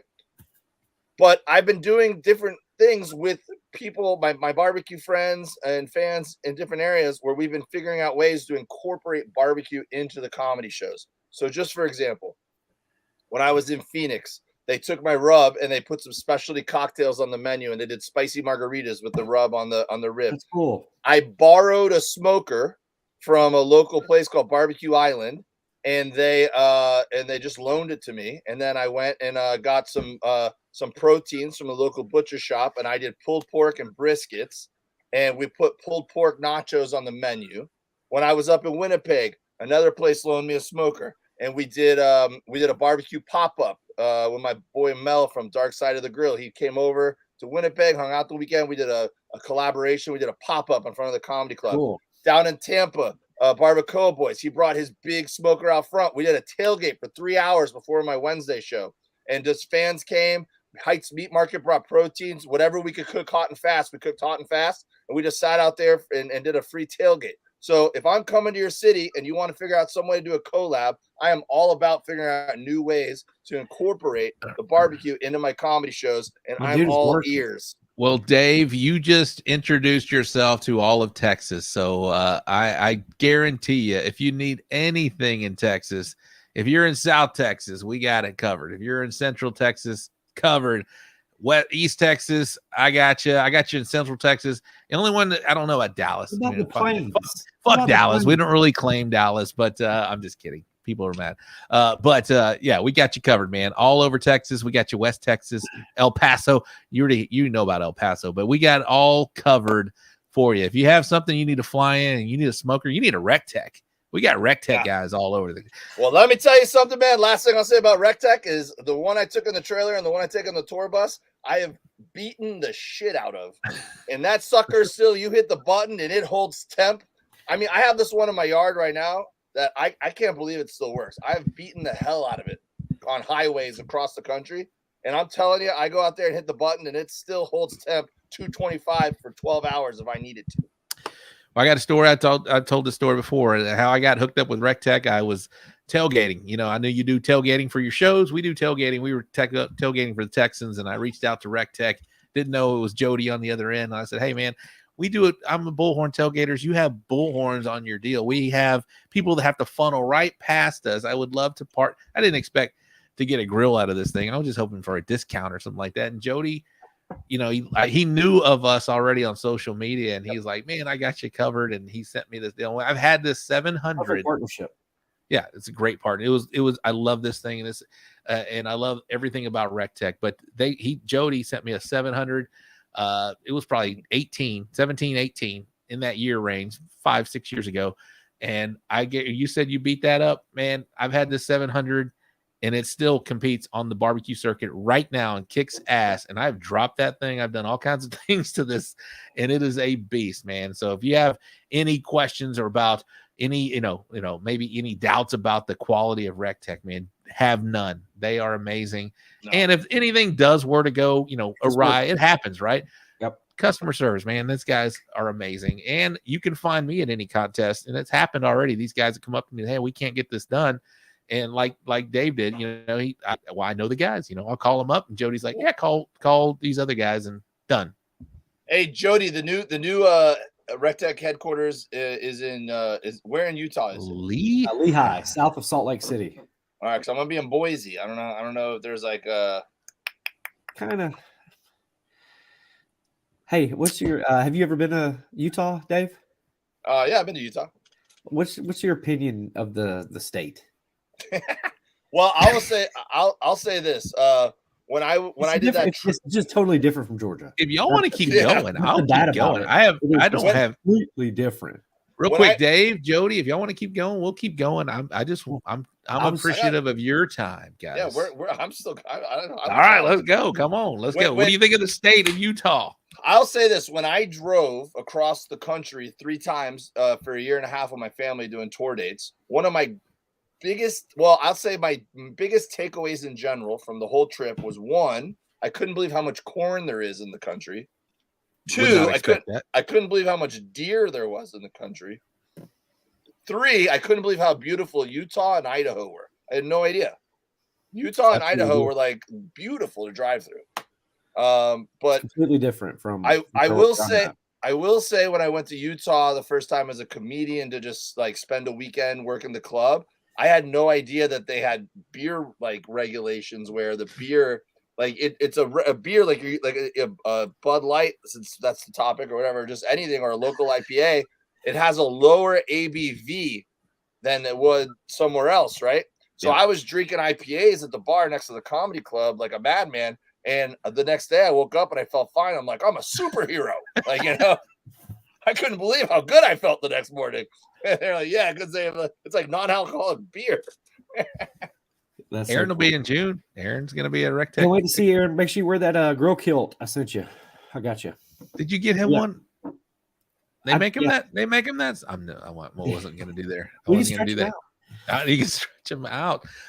Bill Purvis has a question for you, Dave. Who was Dave's favorite guest on your own podcast? Jody Flanagan. What? Jody from Recteq. Jody Flanagan. Yes. Well, I will say this, that it's it's cool. Like, 'cause I knew Jody, but when you have a podcast with someone and you spend an hour talking with them, you feel like you got to know them, you know? And so like that really like cemented like, Jody and me are buddies. You know what I mean?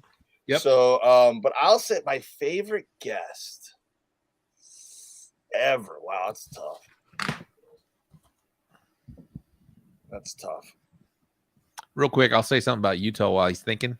Yeah, I got Bad you, basketball fans. They're terrible over there. The Utah Man, Jazz fans. I didn't know how goodness. bad of a person Karl Malone was until I went to Utah. Oh yeah, he's got some stuff with like estranged children, and it's the craziest thing. I always like, him and John Stockton growing up, they were short shorts. King of the short shorts over there, John Stockton. Living in Utah, I'm like, man, the mailman, he always had these, very positive. So he's not beloved in Utah? No, he's not. He's not. Really? Okay. They'd be talking smack about him up in Utah. And fun fact,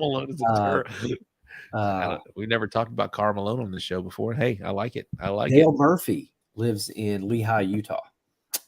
The Atlanta Braves outfielder. Atlanta Braves great Legend. Dale Murphy. Okay, I'm sorry. You talked about Dale Murphy. I had to come on the show. So Dale Murphy is my favorite baseball player of all time. Oh, awesome. Hold on.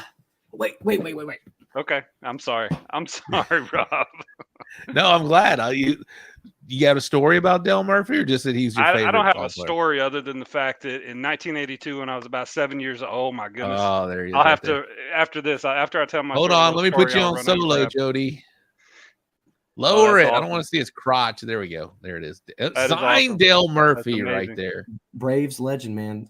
Me growing up, I wasn't a huge Dale Murphy fan, but I knew the importance of Dale Murphy to the Braves. But yeah, I'm very blessed to have this for sure. We talking sports memorabilia? I'll start pulling out my Dan Marino shit right now. Oh, I got some David Carr shit back here. Just kidding. All right, I don't know if I could pick just one, man, but I'll just say since starting my podcast, some of my favorite interviews have been obviously the guys that like Big Mo Kazan was awesome to get. Art Smith from the original Pit Masters, and he's a restaurateur all over the country. I had a blast talking to him because I was literally going to Chicago, and I just Googled like best barbecue restaurants in Chicago, and one of the ones that popped up, I clicked on it, and it said Chef Art Smith, and I wasn't super familiar with him it's a pretty generic name, right? So I just messaged him on Instagram, and he hits me back and goes, well, I don't live in Chicago full time. I live in Florida. He goes, but I happen to be flying in right now. He's like, I can meet you for dinner tonight. And I go, cool, man. And so I do a little research. I'm like, oh shit, Art Smith was like Oprah's chef for like 10 years. Yeah. Like he's like cooked for, Nelson Mandela before, you know what I mean? And so I went and I met him at his restaurant, and we feasted, and he's told some of the greatest stories, man. And then he sent me back to the venue with like $100 worth of barbecue for the boys, all swag. And I almost missed the show. It's the only time I've almost, because the traffic in Chicago is so bad, I'm into Uber. And like, that's how worth it was for me to get this interview, is that I almost missed. We're at the Chicago theater that night. I was the only opener, and I roll in, I go, I'm here, go. And they like introduced me, and I run on stage. Right. And so he and I have stayed in touch. He's great, man. Rashid Phillips out of Georgia is one of my favorite dudes. I love talking with him. He's such a kind man, and he's just got such great instinct about the world. I wanted to get Warren G on the podcast so bad, and I kept reaching out to his people, and I couldn't get through, right? So then I saw Warren G was doing a contest where he was having people on his IG, and so I entered the contest, and I made it through, and I got to the point where I did it live with him. So we're doing the Instagram live, and he's just like, hey, what's good? What's poppin', Dave? Whatever. And I just started interviewing him. So I just interviewed him on his show, right? And then at the end, I'm like, oh, yeah, like, tell us what you're cooking. Oh, I'm cooking. And I used one of Recteq's recipes, by the way, Jody. I don't know if you remember this because I called you about it. But I go, 1 hour ribs. No, it was like a pulled pork grenade or something like that. It was like an avocado that you hollow out and you put pulled pork in, and you wrap it bacon, and then you smoke it. So I'm talking about the recipe, but I'm interviewing Warren at the same time. And then when it was all said and done, I emailed the contest people, and I go, would it be all right if I pulled the audio and put it on my podcast? And they're like, yeah, that's fine. So I go, all right. I just interviewed Warren G for my podcast. Nice. That's so cool. Yeah. So man, so many people, man, that I'm grateful that they say yes and they come on. Barry Karcher. Do you guys watch this show Alone? My family is obsessed with this TV show called Alone. Is that where they're in like the wilderness? It's like Survivor, but it's real. They set these people out with only GoPros, and they have a horn that they honk. Yeah, I haven't seen. Yeah. I've seen a couple episodes. Yes. So this guy was one of my favorite characters on that, and a lot of it's about survival. It's about eating, and a lot of it's about hunting meat and whatever. So I hit this dude up, and I was like, "Hey man, you're one of my favorite characters from this season." So he came on my podcast and talked about trying to kill a squirrel in the wild. What'd you learn from that? I learned that he ate a lot less than I thought he did. I thought that he was eating stuff and we weren't seeing it. He goes, no. He goes, that squirrel and that was it. Yeah, that's all I ate, other than berries and seaweed and shit. Oh shit. He's like, that's the only protein I had for 2 months. So, and then I have a lot of comics on too, and I'll just have them talk about their favorite barbecue. Malcolm Reed was awesome. I'm so Malcolm Reed and Mark Williams down there have become really good friends. Yeah, I mean, I'm just so grateful for everyone that said yes and has done it.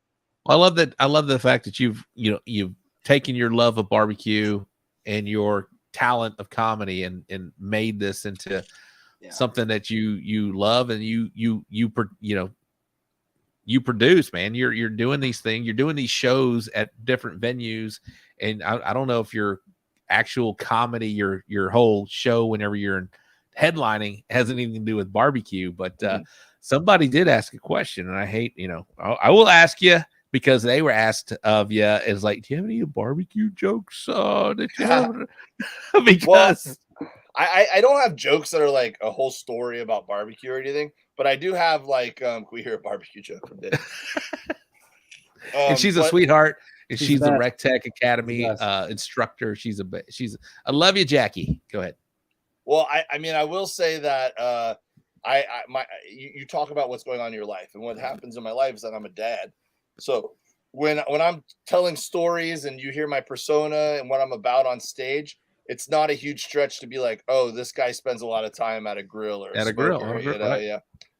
And I don't know, it just kind of finds its way in. Like I was exploring some material on stage about being at this point in my life and knowing who I am as a person. And 5 or 10 years ago, if you asked me, who are you? I would have said something very cliche like, oh, I'm a dad, or, oh, I'm a comedian. It's a title, right? But now I know that that's not what people mean. Like now, if you ask me who I am, I'm going to know what to say. I'm going to say I smell like barbecue 24 hours a day. I talk like a coach, and I think it's okay to crack a beer any point in the morning as long as you find live sports on TV to justify it, right? So then it's just like I just go into a deep dive on details on who I am, man. All right, we're boys now. I like this. I like that whole description right there. Guys, we're not going to go longer than 2 hours. So we got about 13 minutes here left to do. I know. Jody, it's amazing. I love having you on the show, man. Was this your first live show? I think it is. I know you've been on the podcast thing. We did one. Yeah, I think like a couple years ago. I've been doing this with you and Case. Yeah. Okay. All right. Cool. There it was. And Dave, thank you for being a first timer on the show as well. But before we let you guys go, is anyone shout outs you want to give? Jody, you're the co-host, so you're gonna stick around here. But we're gonna let Dave go because I do have a Bull Printing Wraps and Graphics wrap up recap, upcoming events, and then I have we'll preview next week's show. But Dave, thank you so much, man. It's been a great pleasure meeting you. I'm going to be your numbers in my phone now. And I like the way this worked out because seriously, if you have anything to do in Texas, we got you covered. You contact me first and I will. If you're in El Paso, I'll get you somebody. If you're in West Texas, I'll get you somebody. If you're in Dallas, even though I don't claim Dallas, I will get you somebody. And if you're south of Buc-ee's and Wharton and in the Valley, I will get you somebody. And if you're in my area, I'm your guy. So we'll take care of you, man. I'll put a trip together, man. Now the comedy mothership, Joe Rogan's Club in Austin, opened up. I got to pop in and do a set a couple weeks ago, and I can't wait to go back. So you don't have to tempt me with a reason to put a Texas trip together. I'm your guy in Austin, by the way. So all right. Done. I got. Let me know if you're how many Recteqs? I got a few of them. So you pick a Recteq, I'll get it. I don't have 340, but all right, 100%. I'm down. Let's do it. And just shout out to Recteq, man. They've been so supportive of me throughout my career. There's a handful of companies that have really just been so supportive to me when they didn't have to be. Recteq leads the charge, Neanderthal Fire Company, Bear Mountain Barbecue Pellets. The barbecue community is as advertised, man. People just are so sweet. If you're in the barbecue community and you're in Louisville, Indianapolis, St. Louis, or San Diego, or Boise, those are my big dates coming up. Please come out. Please say hi. Please let me know. Hit me up ahead of time. Let's see if we can hang out and do some grilling together. If you want some Meat Dave all-purpose seasoning and rub base, go to my website, DaveWilliamsonComedy.com. You can order it off there. What is that good on? Everything? All-purpose? I heard you. So it came from when I was doing that tour during the pandemic at the drive-in movie theaters, because I couldn't bring all my rubs because we were going to be gone for like 2 months. So I had to make a jug of something that I could put on everything, right? Put it on eggs in the morning, put it on steak, put it on a brisket and whatever, and then mix it with salt and pepper to pull it out, And so that's what I came up with. And yeah, it's good on everything, man. It's good on eggs. Like I said, it's good on salad even. I mean, don't tell anybody, but I like it. I like the coarseness. It looks like. Yep. So then if I'm going to use it on brisket or on ribs, then I dilute it with some salt and pepper, and I just put about 20% of the rub, mix it together. It's a nice rub. Shout out producer Ty. You put your dates that are coming up. Man, what a hero. What a hero. Yeah. Oh yeah. Chicago. I forgot about Chicago. Awesome. Well, Dave, you don't have to leave. We're gonna stick around for 10 more minutes. And but Jody, before I let you go, let's do some wrap up recaps real quick. Easter Sunday was last week, or Easter weekend was last weekend. There wasn't a whole bunch, but in the Bull Printing Wraps and Graphics wrap up recap, and the Champions Barbecue Alliance, Stockdale CFC Just Ranch and Cook Off, the grand champion. I just mentioned him, Kevin. I mentioned him earlier. Kevin Hernandez. My pits are burning, and the RGC. And the RGC is going to be Louis Gonzalez from DD Barbecue. And maybe we'll learn what DD Barbecue stands for. Could be Double D. Could be DD Barbecue. Dirty. I have no idea. It could be Down and Dirty. Who knows? We'll find out next weekend because he is our guest next weekend. In IBCA, Smoking Under the Oaks, the grand champion was Oscar Garcia from OG3 Barbecue. RGC was Bo Daniel, Totally Bodacious Barbecue. In the Kansas City Barbecue Society, KCBS, you guys are familiar with that. Smoking on the Falls. We don't do a whole bunch of these, but I'm doing it right now. Grand champion was We Will Rock Q. Come out to West Texas, Midland, Texas. Has something for you, Dave. Aaron Leslie chiming in. RGC was Cool Hand Q. And I brought it up right now because our good friend, First Place Pork, he's been a supporter of Recteq. Dennis Butterworth, First Place Pork with a War Pig Barbecue. Congratulations.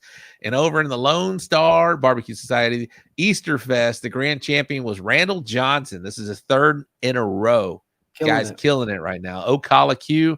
And the RGC, look at this, Jody. Carmen Breeden, wife of Phil Breeden. Chicken on a chain. They had like 90 teams out there, Jody. And she RGC'd this thing. Doing. Congratulations, Carmen. Congratulations, Randall. And over in the Outlaw Barbecue Society, there it is. We had Something's Burning Cook-Off. Grand champion was Greg Phillips from Smokin' Cajun. And the RGC was Chris Bittner from Cooks of Hazard. I think that's it. We'll pull that one down. And in the upcoming event segment, sponsored by the Briscoe Ranch Cook-Off at the Crossroads, Champions Barbecue Alliance. Lots of cook-offs coming up this weekend, guys. McGregor Lions Club, double state. What I've been doing now, you see the little state icons? These are state championships, people. So if you're looking for state championships, So Smokin Gooder Show is where you find out. McGregor Lions Club double in Waco. Day one is a state championship. Parker County Sheriff's Posse, Weatherford. That's a state championship. The McKenna Elrod Cellar Memorial Cook-Off. It's a first-year event in Uvalde, Texas. You got the Taffert Wild Game Cook-Off in Hempstead. That is a state championship. Los Cuñados, 4th annual in Westlaco, state championship. We got the McGregor Lions Club double on Sunday, day 2. So if you guys are looking for state championships, Champions Barbecue Alliance is where you find them this week. Because in the IBC, I didn't see any. Maybe if someone wants to check me, I didn't see any designations. 14th annual Orange Grove Volunteer Fire Department in Orange Grove, Texas. Brian Volunteer VFW cook-off in Bryan, Texas. We got the Hogs at the Point in Channing. We got the Sergeant Volunteer Fire Department in Sargent. We got the Veterans of Foreign Wars, VFW Post 8905, Cypress, Texas. That's my neighborhood right here. Yep. And I spelled it wrong. Bexar County Junior Livestock Show in San Antonio. That's in the IBCA. Over in Lone Star, we got the Lockhart FFA Booster Club in Lockhart, and over in Outlaw. Hey. There he is. Henrietta Turkey Fest. That's what's going on this week. Next week on the show, we're going to have Belle Clark from JC's Good Old Boys. She's going to be our special co-host, and she's bringing on a first-timer to the show. He's new to the barbecue scene, but he's having a lot of success already. I mentioned him earlier. Louis Gonzalez, he RGC'd last week. DD Barbecue, he'll be our guest next week on the show. We got 5 minutes, boys. 5 minutes. Dave, thank you so much, man. I appreciate you coming on this show, spending some time, your valuable time. This guy's opening for some of the biggest names out there, and he's building a name for himself. I can't wait to do that. And I love the fact that you mentioned, the grind earlier into where you're at right now. It's pretty cool, man. It's a great story, and you're including barbecue, man. Good stuff. Oh, yep. Thanks for the shout out. Yeah, Mike, of course, I'll be there in Waco. Yeah, shout out Dave for giving the barbecue people like a comedian to follow. Again, you mentioned that the barbecue community is absolutely amazing. They grab hold, to any and everybody, and thank you for giving us somebody to kind of follow around and kind of live vicariously through. I love the fact. My pleasure. I love the fact that you've embraced your love for barbecue and comedy and melded it, man, and you built this thing that doesn't exist other than your comedy brand, bro, and it's great. Cool. And I can't wait to go to a show and see it. Bexar County is next. Okay, all right. Well, there you go. You get 2 weeks. Is that how you pronounce that? Bear. Yeah, I know. It looks like Bexar. Bexar. Yeah, it sounds like a planet. Yep. Love these Texas names. Texas has some strange names. Yes. Hey, speaking of Texas, I heard the Astros just won their first series. We did. I got a beef picked with you, Jody. I'm not a fan of the Atlanta Braves. Not a fan. Show you. Not a fan because back in the 90s, the Astros were pretty good in the National League, and Atlanta was very good in the National League. And the Astros had a hard time getting over that hump. And in fact, they never did. They never got over the hump of the Atlanta Braves. Jody, do you remember the game in the Astrodome? There was a shot by Tony Eusebio up the middle to win the game, and some little scrawny dude named Walt Weiss stabbed it and got up and threw him out, and that ended the game. I hated Walt Weiss. Anyway, so my hate for the Atlanta Braves. What? Fun fact about Walt Weiss. He took his kid to an Atlanta water park, and somebody else's kid pooped in the water, and Walt Weiss's kid got E. coli and almost died. Whoa! From that water park. Fun fact. Did you say that was a funny story about Walt Weiss? Yeah, fun fact for you. Fun fact. Well, no, I don't wish ill on his kid. We've given people a lot of water things to Google today. Yes, we have. A lot of water related Googling. Mainly the 2000 women's Olympics. Oh, yeah.